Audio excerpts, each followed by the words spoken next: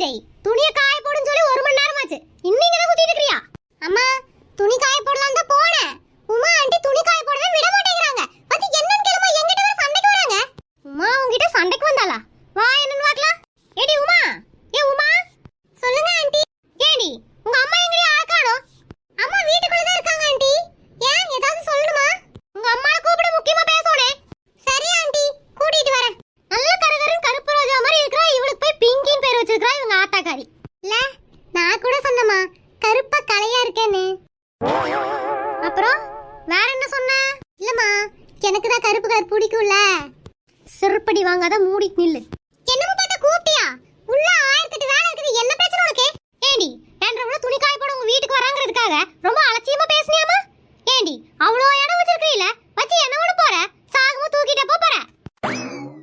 இல்லம்மா பார்த்தா மாலை நேரத்துல வீட்டுக்கு முன்னாடி துணி கிடந்துச்சுன்னா தாத்தா வரும்னு சொன்னாங்க. அதனால தான் வேண்டாம் துணி காய போடாதன்னு சொன்னேன். இது ஒரு தப்பா? ஓ அப்படி.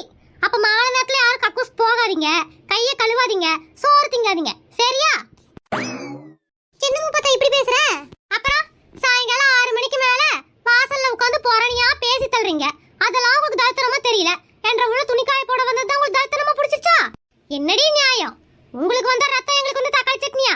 இதுக்கெல்லாம் வேற ஆள பாரு. நான் துணி காய போட்டு தான் போவேன். நீ எதுவா இருந்தாலும் அவசரமா பேசிக்கோ.